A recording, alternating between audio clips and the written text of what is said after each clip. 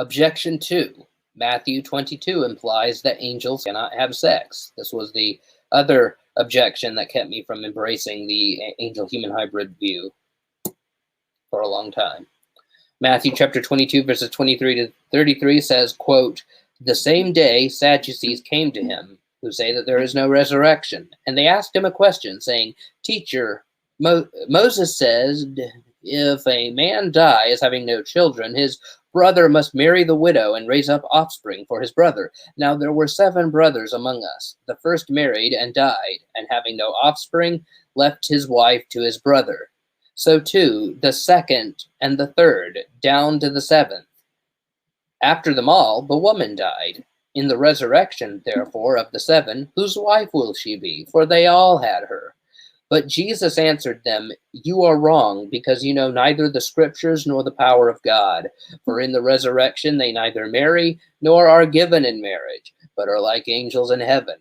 And as for the resurrection of the dead, have you not read what was said to you by God? I am the God of Abraham, and the God of Isaac, and the God of Jacob. He is not the God of the dead, but of the living.' And when the crowd heard it, they were astonished at his teaching." End quote. So this passage is used to argue, oh, well, there's no marriage in among the angels in heaven. And when we're raised from the dead, we're not going to marry or be given in marriage either.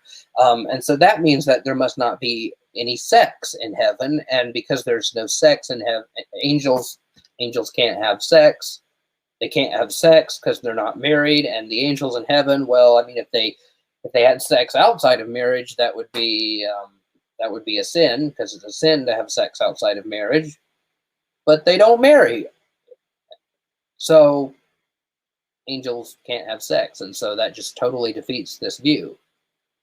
Except this passage isn't talking about what angels can or cannot do, but what they do or do not do. It doesn't say they can't marry or given in marriage. It doesn't say they can't have sexual relations. It just says they don't marry, and they don't do the naughties. Angels, and the reason's pretty obvious for why the angels don't do it and why the resurrected redeemed won't do it. Angels have no need for procreation, and neither will resurrected humans. What's the purpose? What's the purpose of procreation? What's the purpose of sex? Is to make more babies. Well, why do we need more babies? Well, before the fall, before sin came to human beings, it was just simply to fill the earth and to multiply and fill the earth so that we'd have people all over the planet. But after the fall, it has an additional reason. We die. If nobody did it for 40, 50 years, the human race would go extinct. We need to keep making babies so that there's always people on the planet, people to replace us when we're gone. But at the resurrection, we're going to have immortal, imperishable bodies, as 1 Corinthians 15 says.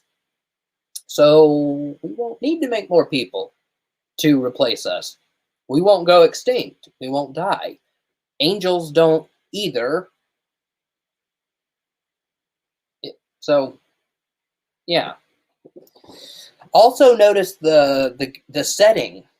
It's talking about angels in heaven. It's not making a comment on what angels can or cannot do or do not do when they come to earth. So Matthew chapter 22 verses 23 to 33 is a useless commentary in this context.